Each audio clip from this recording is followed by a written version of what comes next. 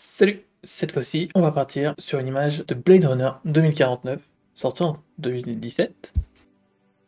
Oui, réalisé par Denis Villeneuve. Donc après avoir choisi ma référence, je suis tout de suite parti dans la modélisation. C'est-à-dire que je me suis d'abord ouvert quelques références pour savoir ce que j'allais devoir modéliser. Parce que ce coup-ci, j'avais envie de modéliser les bâtiments que j'allais utiliser. Et je savais que j'allais pas en faire trop et que le plan allait être suffisamment large pour pas avoir besoin de créer trop de détails. Donc dans l'idéal, que ça allait pas me prendre trop de temps. Alors c'est sûr que ce qui serait encore mieux, c'est d'avoir un certain budget et de pouvoir acheter un pack d'assets 3D, de bâtiments déjà faits, mais j'ai préféré passer du temps pour la modélisation et économiser quelques centaines de dollars. Et d'ailleurs, je me permets, c'est pas pour leur faire de la pub, mais j'ai remarqué, comment ça s'appelle, Big, Medium, Small, BMS.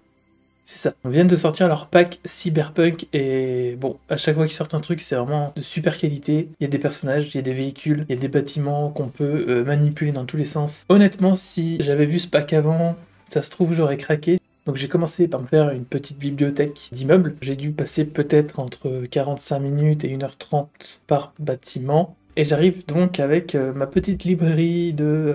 Mais j'en ai 1, 2, 3, 4, 5, 6, 7, 8... de 9 immeubles, mais si vous regardez bien, il y en a en fait 5, allez, il y en a 5 que j'ai modifiés pour créer quelques itérations de ces mêmes immeubles, et après on va s'amuser à les copier partout, très simplement. Ensuite, pour les distribuer, au début je pensais que j'allais faire, j'ai commencé d'ailleurs à le faire, que j'allais faire un géonode pour faire une belle distribution, que je puisse réutiliser, etc. Et plus j'avançais, plus ça me convenait, mais alors pas du tout. Surtout que là, j'ai besoin en fait de positions assez précises de mes bâtiments, donc j'ai préféré finalement les positionner à la main pour avoir un placement qui soit plus juste par rapport à la ref.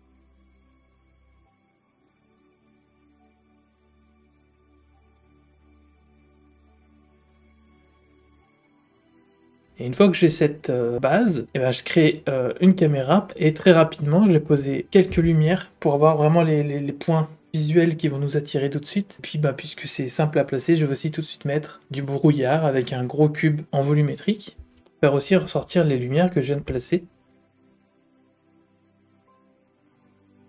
Et ça nous donne déjà quelque chose de vachement intéressant.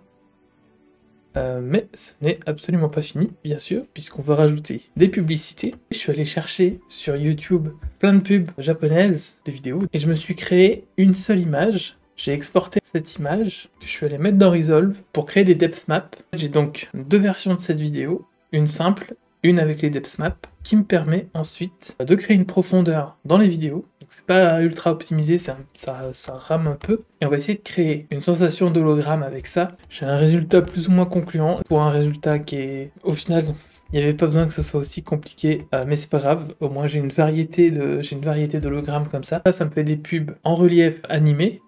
Ça peut être hyper intéressant par rapport à notre image, parce que là on fait un plan qui est fixe, et c'est vachement intéressant d'avoir des choses qui bougent à l'intérieur de l'image pour créer quand même de l'animation, et pas avoir une simple image fixe. En plus de ces publicités animées, je vais utiliser... Alors là j'ai pris juste une photo de Tokyo, pour aller piquer toutes les publicités qui sont dessus, et me créer une espèce de banque de pubs, pour ensuite les placer pareil un peu partout dans mon image.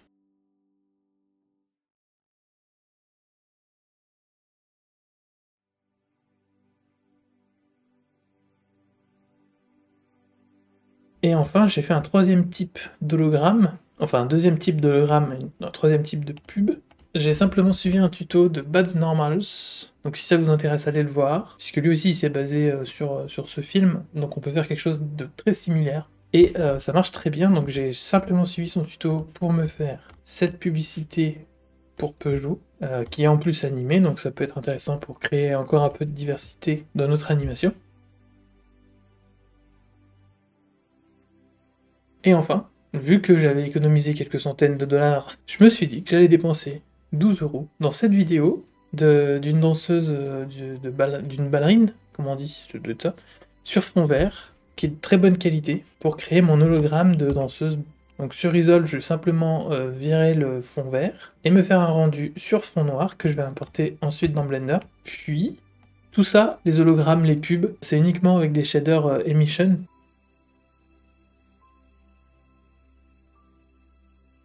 Et une fois dans ma scène, je vais ajouter aussi un Wave Textures, qui me permet en fait de créer cette impression d'hologramme. Vous voyez, ça fait des rayures comme ça. Et je trouve que ça marche plutôt bien. Dans ma scène, je vais aussi ajouter de la fumée un peu partout.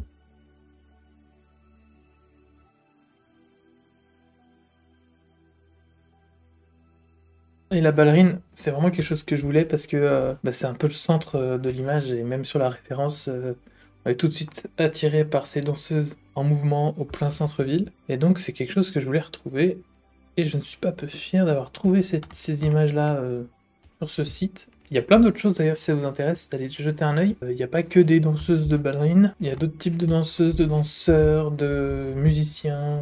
Il y a une belle banque d'images, ça peut être intéressant. Et on peut aussi acheter des packs. Et après sur Resolve, je vais juste ajouter un peu de glow et faire un petit grading pour obtenir cette image.